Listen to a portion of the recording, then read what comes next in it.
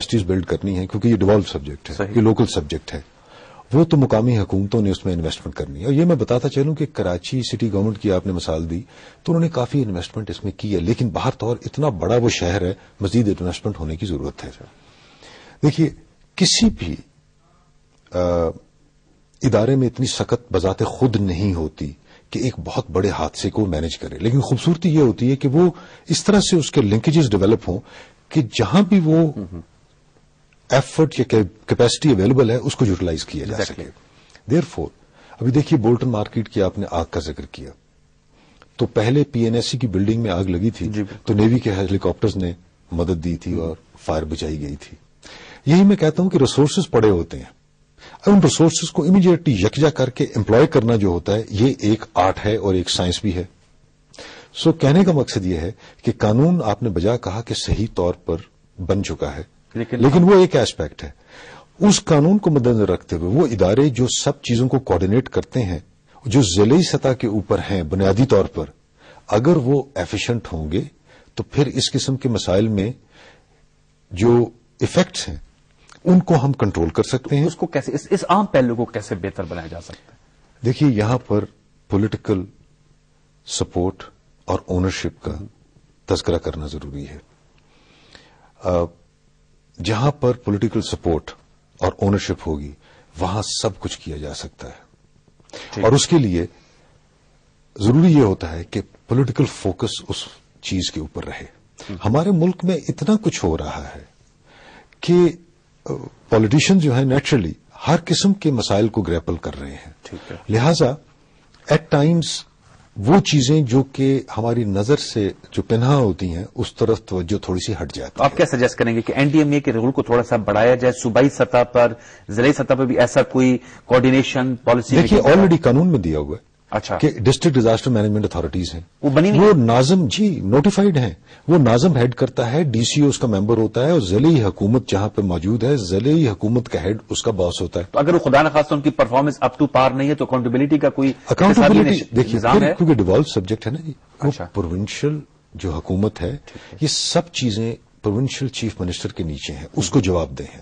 At national level ہمارا کام ہے resources mobilisation national crisis میں، اور وہ پروونشل گورنمنٹ کے حوالے کرنی، اور اگر وہ درخواست کریں، اگر وہ کہیں کہ جی ہماری مدد کریں اس معاملے میں تو فزیکلی آپ انوالو ہوتے ہیں. ادروائز مثال کے طور پہ فرنٹیئر میں جو پروونشل ڈیزاسٹر مینجمنٹ اتھارٹی ہے جو چیف منسٹر صاحب کے نیچے بڑی ایفیشنٹلی کام کر رہی ہے، جب ریفیوجیز کا مسئلہ کھڑا ہوا، جو آئی ڈی پیز کا ہوا سوات آپریشن کا 22 لاکھ کے قریب ایک دم سے جب نکلے تو اوور ویلم ہونا شروع ہو گئے، اور وہ کوئی بھی ادارہ ہو سکتا ہے.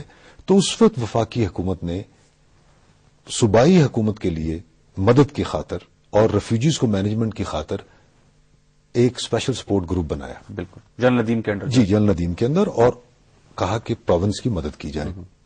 ریسورس موبلائزیشن نیشنل لیول کے اوپر اور جو باہر سے چیزیں آ رہی تھیں وہ پروونشل اتھارٹیز کے حوالے کی جا رہی تھی اور وہ خود مینج کر رہے تھے، اور اس میں لائن شیئر جو ہے وہ پروونشل اتھارٹیز کا ہے مینجمنٹ کا. لیکن کیونکہ بہت زیادہ کمپلیکیٹڈ انوائرمنٹ بن رہی تھی تو سپورٹ گروپ کو کھڑا کر دیا گیا. سو دیر فور آپ کا جو سوال تھا، اکاؤنٹیبلٹی بالکل ہونی چاہیے نیشنل، صوبائی، ضلعی سطح تک، اور یہ اکاؤنٹیبلٹی جو ہے پولیٹیکل لیڈرز ان کو کرنی ہے، اور قانون موجود ہے. قانون موجود. اوکے، آپ نے مفصل انداز میں اس میں بتایا. میں تھوڑا سا چونکہ وہ پروونشل اسلام آباد کی طرف آتا ہوں. فاروق صاحب، جیسے میں نے کہا کہ ہیٹی جو ہے وہ سیزمکلی ایکٹیو ایریا ہے، تھوڑا سا ہمارے ویورز کو بتائیے گا کہ اسلام آباد کے حوالے سے بھی جب یہ 2005 میں زلزلہ آیا تو بہت زیادہ باتیں کی گئیں کہ شاید جو ہے فالٹ لائنز یہاں سے گزرتی ہیں، کتنا سیزمکلی ایکٹیو ہے. کچھ آپ لوگوں کی طرف سے کوڈز بھی آئے. میری تصحیح کیجیے گا اگر میں صحیح نہیں کہہ رہا کہ 4 منزلہ سے زیادہ عمارت نہیں بنائی جا سکتی، اگر بنائی جا سکتی ہے تو اس میں کوالٹی کنٹرول ہوگی، کچھ سرٹیفکیشن کی ضرورت ہوگی. اس زلزلے کے بعد 2-3 ایسی عمارتیں اسلام آباد میں بنی ہے، ایک تو اسلام آباد اسٹاک ایکسچینج اور ایک وہ سینٹ ٹورس ہے 17 منزلہ ہے، اور وہ اس میں تھوڑا سا آپ لوگوں سے تمام مشاورت کی گئی ہے، سرٹیفکیٹس لیے گئے ہیں، کوالٹی کنٹرول ہے اسلام آباد میں؟ آپ نے 2-3 پہلوؤں کی طرف ذکر کیا.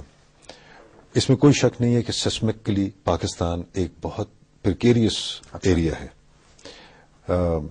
اسلام آباد کے تھرو فالٹ لائن گزر رہی ہے، اس میں کوئی شک نہیں. اچھا، پاکستان کے بہت سے ایریاز ایسے ہیں جو ریڈ زون بھی ہیں. پاکستان میں شاید ہی کوئی ایسی جگہ ہو جہاں سیسمک ایکٹیویٹی نہ ہونے کا امکان ہو. ٹھیک. میں آپ کو اگر ہسٹری بتاؤں تو کانگڑا کا جو ارتھکویک 1908 میں آیا تھا وہ لاہور سے 700 کلومیٹر دور تھا اس کا ایپی سینٹر، لیکن لاہور کا جو ٹاؤن ہال ہے اس کے برج گرے ہوئے تھے. سو ہمارے ملک کا کوئی حصہ ایسا نہیں ہے جہاں پہ زلزلہ آنے کے امکانات نہ ہوں. ٹھیک. سو حکومت نے اس وقت احکامات جاری کیے کہ بلڈنگ کوڈ بنائے جائیں.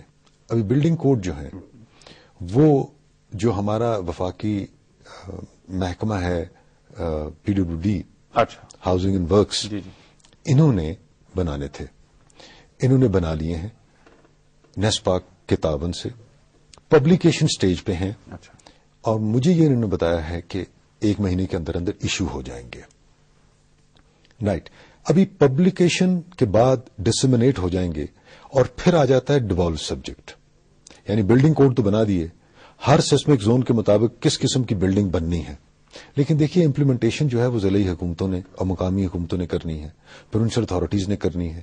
اگر وہ اس کو کریں گے تو پھر کام بہتر ہوگا، ورنہ تو وہ کتاب بلڈنگ کوڈز کی دھری کی دھری رہ جائے گی. ٹھیک ہے.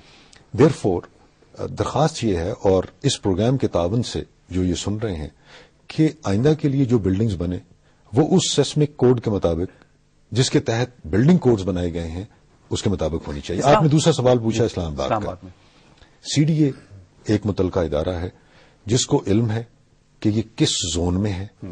انہوں نے آلریڈی ایک ٹریجڈی کو، مرگلا ٹاورز کو دیکھا اور کس قسم کی نیشنل لیول کی امبیرسمنٹ ہوئی. کیونکہ یہ ہمارے زمرے میں نہیں آتا، کوئی سرٹیفکیشن ہم نے نہیں